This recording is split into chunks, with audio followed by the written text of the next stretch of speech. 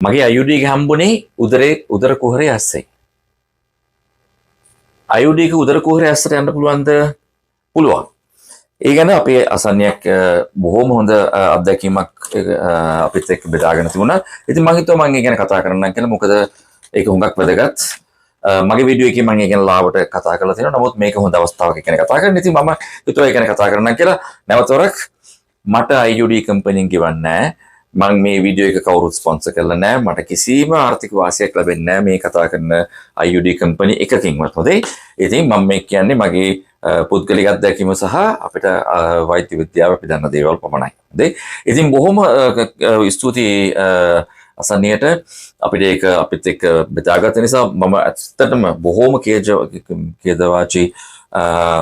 ඛේදවාචක ප්‍රවෘත්තියක් අපි වෛද්‍යවරු හැටියට කවදාවත් විශ්වාස කරන්නේ නැහැ.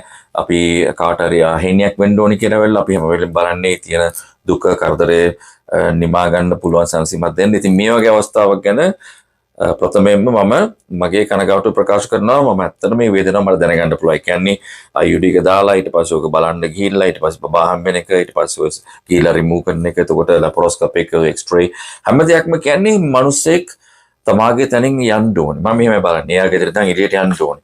ඊට පස්සේ ඔයාලට වේදමක් තියෙනවා වේදමක් ඉන්න. එහෙම නැත්නම් වේදමක් නැත්නම් පොලිමේ ඉන්න ඕනේ. ඒ අරගෙන ඉවරලා ඊට පස්සේ රිපෝට් එකනකන් ඉන්න ඕනේ. එක්ස්රේ කාව එහෙමයි. ඒ අතරතුර මානසික මොකද්ද වෙන්නේ කියලා. ඒ අතරතුර වේදනාවක් තියෙනවා නම් ඒක එහෙමයි. ඉතින් ඔක්කොම ගැන මම බොහොම මනුස්සෙක් හැටියට මානසිකත්වයෙන් මම බොහොම සංවේදීව ඒ ගැන මම ස්ත්‍රියක් නොවනට මට වගේ දෙයක් වෙලා නැති වුණාට මට ඒක මම දැකලා තියෙනවා අත්දැකීමෙන් සහ මට ඒක හිතා ගන්න පුළුවන් කොච්චර අමාරු කර්තව්‍යයක්ද කියලා. ඒක නිසා මගේ බොහොම කනගාටුව මම පළවෙනියෙන් ප්‍රකාශ කරන්න ඕනේ. හරි. ඒ වගේම හොඳ අවුට්කම් එකක් හොඳ සුබ ප්‍රතිඵලයක් ලැබේවා කියලා මම ප්‍රාර්ථනා කරනවා. පුළුවන් විදියකට මම දායාද වෙන්නම්. මම ලංකාවට ආපු වෙලාවට ඒ වෙනකොට මම හිතනවා හොඳ අවුට්කම් එකක් ප්‍රතිඵල ලැබෙයි කියලා. ඉතින් මේ IUD එක කොහොමද දැන් මේ ගර්භාෂය දාපේක කොහොමද උදරයට ගියේ උදර කුහරයට. ඉතින් ඔන්න ඔතනදී මම දැන් කියන්නම් වෙන්න පුළුවන් සාධක. සහ මම මොකද්ද මගේ ප්‍රැක්ටිස් එක කරන්න කියලා. ඒ අනුව අපිට පුළුවන් ඒ වගේ තියෙන එක අවස්ථාවක් අපිට පාලනය කරන්න මැඩ පවත්ව ගන්න. එහෙම නැත්නම් කලින් මඳුර ගන්න. ඉතින් දැන් මම අර IUD වීඩියෝ එක මගේ බලලා තියෙනවා. ඕගොල්ලන් බලන්න නැත්නම් බලලා තියෙනවා. ඕගොල්ලන්ට තේරෙනවා මම මොකද්ද මේ කියන්නේ කියලා. ඉතින් අපි IUD දානකොට මම මෙතන කෙලින්ම කියනවා අපි දාන්නේ එක අන්ධව දාන්නේ. හොඳේ. අපි දන්නවා උදර කුහරයේ තියෙන මෙහෙමයි, ගර්භාෂයේ තියෙන මෙහෙමයි, ඇන්ටිබයොටික් ඩියුටරස් කියලා තියෙනවා. ඒ කියන්නේ ගර්භාෂය සාමාන්‍ය හුඟ බහුලව ස්ත්‍රීන්ගේ ගර්භාෂයෙන් ඉන්නවා කියලා. මම මෙහෙම හිටන් ඉන්නවනම් ගර්භාෂය මගේ දැන් මේ පැත්තෙන් ඔයගොල්ලෝ මේ පැත්තෙන් බලනවා නම් ගර්භාෂය මෙහෙම නැමිලා තියෙන. ඒ කියන්නේ ඉස්සර පැත්තට නැමිලා තියෙන. හොඳේ. ඒකට කියන්නේ ඇන්ටිබයොටික් ඩියුටරස් කියලා. ඒ වගේම තමයි ගර්භාෂය පිටිපස්ස පැත්තට හැරලා තියෙනවා නම් ඒක අපි කියනවා රෙට්‍රෝවර්ටඩ් ඩියුටරස් කියලා. ඒ කියන්නේ ඒක බුදුමාර්ගයේ පැත්තට මේ ඒක 15ක් වගේ සාමාන්‍ය තියෙන. ඒක ප්‍රතිශතයක්. ඉතින් ඒක පිටිපස්සට බලලා තියෙනවා. සමහරවිට ඒගොල්ලෝ පොඩ්ඩක් බබාලා හම්බෙන්න අමාරුයි. නමුත් ඒක ලොකු කන්ට්‍රඩිකේෂන් එකක් ඒක බලපෑමක් නෙවෙයි. ඒකට අපිට දෙන්න පුළුවන් ඒක සැලස්මක්. ඉතින් මෙතන මොකද්ද මම කියන්න හදන්නේ? දැන් අපි දානකොට ඒ ගර්භාෂයේ අපි මෙහිමයි යෝනි මාර්ගයේ මෙහිමයි ඔබ කලාවට එතකොට මේ අංශක 65ක 90ක වගේ සාමාන්‍යයෙන් මෙහෙම කෝණයක් තියෙනවා ඇන්ගල් එකක්. හොඳේ. දැන් අපි මෙහෙම ආපු ගමන් IUD එක දාන්න ගියොත් එහෙම අර මම දැන් පෙන්වන්නේ මගේ තියෙන ඉන්ස්ට්‍රුමන්ට්ස් මේක තමයි මේ වීඩියෝ එකට දිගට කරේ. ඒක අපි ගන්න ඉන්ස්ට්‍රුමන්ට් එක. ඒකෙන් අපි කරන්නේ දාලා ඇවිල්ලා අපි බලනවා මෙෂර්මන්ට් එක කොහොමද කියලා කොච්චරක් යුටරස් එක ලොකුද පොඩිද. ඒ අතරතුර අපි අල්ලලා අපිට දැනගන්න පුළුවන්. ඒ අතරතුර අපිට පුළුවන් ඒ ඇතුලේ තියෙන සර්වයිකල් ගැප් ගිලේ ඒක වහිලා තියෙනවා නම් ඒක පොඩ්ඩක් අරින්න. සමහරට අර මම යූස් කරනවා හෙකා කියලා වෙලා හෙකා ඩයලේටර්ස් ඒකින් අපි කරන්නේ වෙලා ඒ සර්වික්ස් එක පොඩ්ඩක් ඩයලේට් කරනවා. සමහරට ඒ සර්වික්ස් එක සොෆ්ටන් කරන්න එහෙම නැත්නම් මෘදු කරන්න මම බෙහෙත් යොදා ගන්නවා මෙහි සයිටොටෙක් වගේ ඒවා. ඉතින් ඔය ඔක්කොගෙම අපි කරන්නේ ඒ ස්ත්‍රියට තියෙන වේදනාව, ඒ අපහසුතාවය මග හරින්න. හොඳේ. ඉතින් අපි ඒක මේව කරලා වෙලා අපි ඇතුලෙන් ওই ගර්භාෂය ඇතුළට ගියාට පස්සේ මේ වෛද්‍යවරයාට හෝ ඒ කරන හෙල්ත් ප්‍රොෆෙෂනල් ඒ සෞඛ්‍ය නිලධාරියට තීරණයක් තියෙන්න ඕනේ දැන් මේ ගර්භාෂය කොහොමද පිළිట్లా තියෙන්නේ කියලා. එකක් තමයි කොහොමද මේ ඇන්ටිබයොටික් පළවෙනි ඉදිරිපැස බලන් ඉන්නවද රෙට්‍රෝවර්ටඩ්. ඒ අනුව එකක්. දෙවෙනි එක තමයි අපි ගර්භාෂය එහාට මෙහාට අපිට පුළුවන් මේක මූව් කරන්න. හොඳේ. එහාට මෙහාට හොලවන්න පුළුවන්. අපි හිතමු දැන් මෙහෙම තියෙන එකක් අංශක 91ක් අපි එහෙම දාන්න ගියොත් එimhe කෙලින්ම යන්නේ එළියට යන්නේ. රයිට්. ඒක උදර කුහරයට යන්නේ. ගර්භාෂය පසාර කරගෙන යනවා උදර කුහරයට. අපි ඒක හුඟක් කලාවට මේ ඇන්ගල් එක අපි හදා ගන්න ඕනේ අපිට ෆිසියොලොජිකලි අපිට කොහොමද මේ IUD එක ලස්සනට යන්න පුළුවන්. ඒක තමයි අර අපි සවුන්ඩ් එකෙන් බලලා අපි තේරුම් ගන්න ඕනේ. මෙහෙමයි ටනල් එක යන්නේ. එක්ක පිටිපස්සට යන්නේ. ඒ අතරතුර කොච්චර දුරක් යනවද? ඒ අතරතුර තමයි අර IUD අර මයිරේනා එකේ මම ගොඩක් පෙන්නනවා. ඒක ප්ලාස්ටික් ඇප්ලිකේටර් එකක් තියෙන. ඒක නිකන් ප්ලාස්ටික් නලයක්. නලය ඇතුලේ තමයි ඔය IUD එක තියෙන්නේ. ඒගොල්ලන් පේන්නේ මගේ වීඩියෝ එකේ මෙහෙම කුරුල්ලෙක් වගේ තියෙන තටු ටික අපි ඒක මේ රිට්‍රැක්ට් කරාට පස්සේ ඒක මෙහෙම හැකිලෙනවා. රයිට්? හැකිල්ල වෙල්ල එතන තියෙන උල වුණත් ඒක එච්චර ලොකු මේ ෂාප් එක තියුණු උලක් නෙවෙයි. ඒක නිකන් ප්ලාන්ට් වල තියෙන ප්ලාස්ටික් මේක. ඉතින් ඕක වලින් ඔක්කොගෙම මම මේ කියන්න දන්නේ ඒ ඔක්කොමත් අපි දැනගෙන තමයි යන්නේ. හැබැයි අපි යන්නේ අපිට දන්න ලොජිකල් සීක්වන්ස් එකෙන් තින්කින් එකෙන් සහ අපි යන්නේ අන්දව යන්නේ. ඉතින් අන්දව යනකොට කවුරු හරි කෙනෙක් හයියෙන් තල්ලු කරන්න ගියොත් හරි හිතුවා තා මෙතන යන්නේ නැහැ මෙහෙන් ගහන්න ගහන්න කියලා එක්ක තීරුමක් නැතුව එහෙට මෙහෙට ගහන්න ගියොත් එහෙම ඉතින් ඒක පළවෙනි වතාවටම ඒකෙන් වෙන්නේ ස්ත්‍රියට වේදනාවක් කියනවා. දෙවෙනි එක තමයි එතනින් අපිට පුළුවන් ඔය දැන් ගර්භාෂය බබා හම්බ වුණාට පස්සේ ඒක ටිකක් ඒ තියෙන ගර්භාෂය බිත්ති තුනී වෙනවා පොඩ්ඩක්. එහෙම නැත්නම් ඒගොල්ලන්ගේ උපදින්ම එහෙම ඩිෆෙක්ට් එකක් තියෙන්න පුළුවන්. ඉතින් ඒකත් එක්ක අපි ටිකක් හරි පුෂ් එකක් ගැහුවොත් එහෙම බැරි වෙලාවත් ඒක ගර්භාෂය ගෙල කඩාගෙන උදර කුහරයට ගියොත් අපි IUD එක දානවා. දැම්මට පස්සේ බයි තියෙන්නේ උදර කුහරේ තියෙන්නේ. හරි. ඉතින් දැන් මම කරන්නේ මොකද්ද මෙහි ඒක කළ යුතු දෙයක් නෙවෙයි. මේක කළ යුතු දෙයක් නෙවෙයි. ඒ කියන්නේ හැමෝටම මෙහෙම කරන්න ඕනේ කියලා. නමුත් මම කරන්නේ IUD එක මම මේ දාපු ගමන් මට තේරෙනවා යන හැටියට. නමුත් ඒ ස්ත්‍රියට මෙන්න දැනගන්න මම හරි තැනට දැම්මේ කියලා මම කියනවා යන්න ගිහිල්ලා අල්ට්‍රාසවුන්ඩ් එකක් කරන්න. එහෙම නැත්නම් සොනෝග්‍රෑම් එකක් කරන්න, පෙල්වික් සොනෝග්‍රෑම් එකක් කරාට පස්සේ IUD එක පේනවා මෙන්න මෙතන තියෙනවා. හරිද? ඕක මම දැන් අවුරුදු මම කොච්චර කාලයක් කරනවද? අවුරුදු 30කට ලඟ වෙන්න මම මේක කරනවා. හොඳයි. පළවෙනි එක. අපි කළ යුතුද? කළ යුතු නැහැ. නමුත් මම මේක කරන්නේ මොකද? මගේ ඉස්සර නම් මනසකෝ එහෙම කරොත් හොඳයි කියලා. එකක්. ඊට පස්සේ දෙවෙනි එක තමයි අපිට ආවා සමහර එවිඩන්ස්. ඒ කියන්නේ අපිට සාධක ආවා IUD එක යුටරස් එක දාලා තිබිලා තියෙනවා. මම දන්නේ නැහැ ඒගොල්ලෝ කොහොම කන්ෆර්ම් කරාද අල්ට්‍රාසවුන්ඩ් එක කරලා එහෙම තිබුණාද දන්නේ නැහැ. නමුත් IUD එක පළවෙනි පාරේ දැම්ම තිබුණේ දවසේ දැම්ම තිබුණේ IUD එක ගර්භාෂයේ. නමුත් අවුරුදු 5ක් වෙනකන් යන්න පුළුවන්. දැන් අවුරුදු 8ක් වෙනකන් කරන්න පුළුවන්. රයිට්? මම ඒක ගැන කතා කරලා තිබුණා. ඉතින් මේකේ කවදා හරි බලනකොට IUD එක එතන නැහැ. එක්කෝ ඒක පාතට හැලුණා, එක්කෝ ඒක උදර කුහරය ඇතුළට ගිහිල්ලා. දැන් මේ උදර කුහරය ඇතුළට ගියේ කොහමද? ඉතින් අර හරි විදිහට දාලා ඒක අපි සාධක එක්කෝ අපි නිගමනය කරන්න පුළුවන් මෙතන IUD එක තිබුණා. දවස් පළවෙනි දවස් 2 3 4 5 පළවෙනි මාස තිබුණා නම් ඒ කියන්නේ එතනින් එහාට නේ කියලා තියෙන්නේ. ඉතින් ඒක හුඟක් විදිහකට වෙන්න පුළුවන්. එකක් තමයි ගර්භාෂයේ අපේ දැන් ඕසප් සයිකල් එකේ ඕසප් ප්ලේ ගන්නකොට ගර්භාෂයෙන් එනවා කන්ට්‍රැක්ෂන් එක. රයිට්? ඒ කන්ට්‍රැක්ෂන් එනකොට අපි තන්නකො මගේ අතේ බ්ලේඩ් එකක් තියාගෙන මෙහෙම අල්ලන් ඉන්නවා. අවුලක් නැහැ. අයියෙන් මිරිකනවා. කොහෙන් හරි කැපෙනවනේ. ඒ වගේ තමයි IUD එක ගර්භාෂය ඇතුලේ. දැන් ගර්භාෂය ඇතුලේ ඒ වගේම තමයි ස්ත්‍රියක් අපි හිතමුකෝ ලිංගික සංසර්ගයේදීලා ඕගෑසම් එකේ හුඟක් තෘප්තිමත් වුණාට පස්සේ සමහර අයගේ මසල් කන්ට්‍රැක්ෂන් එකක් එනවා. ඒ මසල් කන්ට්‍රැක්ෂන් එක වැඩිපුර ඉන්නේ පෙල්වික් මසල් කන්ට්‍රැක්ෂන්. නමුත් අපි හිතමුකෝ යුටරස් එකේ ඒ වගේ අර ප්‍රොස්ටාග්ලැන්ඩින් එක ආවා කියලා ලෙවල් මොකක් හරි කන්ට්‍රැක්ෂන් එකක් මෙන්ස්ට්රුවල් කන්ට්‍රැක්ෂන් එක දැන් මේ IUD එක මොකක් හරි හේතුවක් නිසා ඒ කන්ට්‍රැක්ෂන් එක පොඩ දැන් ඔන්න බිත්තියට හිල් කරගෙන ගිහිල්ලා වෙලා මාස 4ක් 5ක් වුණා. ඒක ඕගෑසම් 5ක් 6ක් 10ක් 15ක් 50ක් 100ක් වෙනකොට මේක හිමින්ම පාස් වෙලා ගියා කියලා එක මතයක් තියෙනවා. ඒක හිතන්න පුළුවන්. තව එකක් තමයි ඒගොල්ලෝ හිතනවා මේ ප්‍රොජෙස්ටරෝන් හෝමෝන් එක නිසා මෙතන මේ අපේ තියෙනවා මේ සිනුදු muscle smooth muscle sort effect එකක්. ඒකෙන් එහෙම දෙයක් වෙන්න පුළුවන් කියලා. ඒ වගේම තව එකක් වෙන්න පුළුවන් මොකද්ද? අපි දැන් මේ හිතමු දැන් මම අපි කතා කරන්නේ කොහොමද කියලා. අපි හිතමු ලිංගික සංසර්ගයේ යෙදෙන අපි ඉන්න පොසිෂන් එක අනුව. ඒ කියන්නේ අපි ඉන්න අපි හැසිරෙන විදිය. එකක් තමයි අපි ඇඳ උඩ මෙහෙම ඇරවෙලා ඉන්න එක.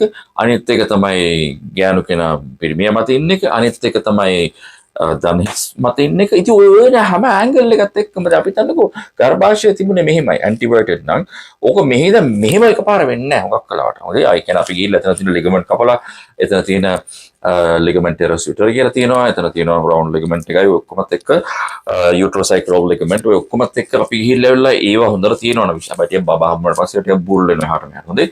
ඉතින් ඕක මෙහෙම තියෙන එකක් එකපාර මෙහෙම වෙන්න පුළුවන් නම් අපි හිතමුකෝ එහෙම තියෙන එකක් මෙහෙම හරි වුණා. එතකොට අපේ දැන් මේ තියෙන ලිංගික අවයව ගැටෙනකොට ඒ තියෙන ක්‍රියාවලියේ ස්වභාවය අනුව පිරිමි කෙනාගේ අවයවය හෝ දැන් ඒක රහසක් නෙවෙයි එක එක්කෙනා එක එක දේවල් පාවිච්චි කරනවා. දැන් අපි කියන්නේ සෙල්ලම් බඩු කියලා මොකක් හරි මාර්ගයකින් ඒ තියෙන ඒ IUD එකට ලැබුණොත් මොකක් හරි තල්ලුවක් හරි රිපීටඩ්ලි තල්ලුව ලැබෙනවා නම් ඒක IUD එක ඕන දෙයක් වගේ මම මෙතන තියෙන බඩුව මෙහෙන් ගහපුවම තල්ලු යනවනේ ඒක තමයි පුටුව තල්ලු ගහපුවම පුටුව තල්ලු යනවා. ඉතින් ඒක අර ගර්භාෂය බෙති ප්‍රසාර කරගෙන යන්න ප්‍රෝදර කුහරයට. ඉතින් දැන් මෙතන මේ අපේ අසන්නියට වෙලා තියෙන තත්ත්වයක් එක්ක බැලුවම ඔය කරුණු හැම එකම වෙන්න පුළුවන්. හරි අනිත් එක මම බොහොම ආදරේ ඒ අසන්නිය ලියලා තියෙන විදිහට මම මේක වැරදි කියලා කියන්නේ නැහැ. මම මේකට ඒ කියන්නේ මම මේක හිලා දකින්න වැඩක් නෙවෙයි මම මේ කරන්නේ. නමුත් මම මගේ අත්දැකීම් බෙදා ගන්න. ඒක බොහොම වටිනවා. බොහොම වටින දෙයක්. විශේෂයෙන්ම මෙයා තමම හඳුනාගෙන ඒක තියෙන ඒ ලස්සනට ලියලා තියෙනවා. ඒක හරිම වටින දෙයක්. ඉතින් මම කියවනේ මට මේකට සල්ලි ලැබෙන්නේ නැහැ. මට කවුරුත් මේක කියවන්නේ නැහැ. නමුත් මම මේක දැනුවත් කරනකොට ඕගලන්ට මම දැනුවත් කරන ආකාරයක් තියෙනවා. දැන් ඒ කියන්නේ මම සරලම දෙයක් කියන්නම්කෝ. දැන් අපි ඔක්කොම මෙහි අපේ ලංකාවට මෙහි හුඟක් අය අහනවා ඕන වෙලාවක අනේ ડોක්ටර් මේ පෙත්ත බිව්වොත් සයිඩ් ඉෆෙක්ට් තියෙනවද? අරක කරොත් මේක සයිඩ් ඉෆෙක්ට් තියෙනවද? මේක කරොත් සයිඩ් ඉෆෙක්ට් තියෙනවද? මම සයිඩ් ඉෆෙක්ට් තියෙනවා. ආයෙනම් මං ගන්න ඕනේ. කොලෙස්ටරෝල් පෙත්ත ගත්තොත් සයිඩ් ඉෆෙක්ට් තියෙනවා ගන්න ඕනේ. ඒතර මේක තියෙනවා ගන්න. ඔව් ඉතින් දැන් ගත්තොත් මෙහිමයි ගත්තේ නැත්නම් heart attack risk එක මෙහිමයි. එතකොට මෙහෙම වුණොත් මෙහිමයි. එහෙනම් ડોක්ටර් තාටයක් මොකක් හරි. හරි. දැන් මම ඔක්කොම බලලා මමත් හිතනවා දැන් මමත් මිනිස්සෙක් නේ. මමත් මොකක් හරි තීරණයක් ගන්න එපා මොකක් හරි එකකට. ඉතින් මම අන්තිමට බැලුවා ජීවිතේ මොකද්ද අපිට මේ අතුරු ආබාධ එහෙම නැත්නම් සයිඩ් ඉෆෙක්ට් නැත්තේ? ඔයගොල්ලන් හිතලා බලන්න පොඩ්ඩක්. මොකක්ද අපිට ජීවිතේ සයිඩ් ඉෆෙක්ට් නැත්තේ? දැන් මේ මම හිතන විදිය. හොඳයි. නමුත් මම ඕගොල්ලන්ට ආරාධනා කරනවා ඇවිල්ලා ඕගොල්ලන්ගේ අදහස ඔපිනියන් එක දෙන්න. අපි බලමු කතා බහ කරලා මොකක්ද මෙතන. ඕන දෙයක් මම දකින විදිහට සයිඩ් ඉෆෙක්ට් තියෙනවා. හොඳයි.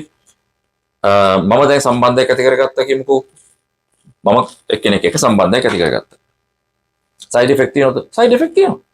හොඳ සයිඩ් ඉෆෙක්ට් තියෙනවා නරක සයිඩ් ඉෆෙක්ට් තියෙනවා. හොඳ ඒවා තමයි මාව හොඳට බලාගන්නේ, කැම හදලා දෙයි, ආදරෙන් බලාගන්නේ, ඔළුව අත ගාය මොකක් හරි හොඳ කාලයක්. නරක සයිඩ් ඉෆෙක්ට් කනේ පාරක් කන්න පුළුවන්, කම්බල් පාරක් කන්න පුළුවන්, තියෙන සල්ලි ටික ඔක්කොම වියදම් කරන්න වෙන්න පුළුවන්, ඕන දෙයක් වෙන්න පුළුවන්. ඒ ඔක්කොම සයිඩ් ඉෆෙක්ට්.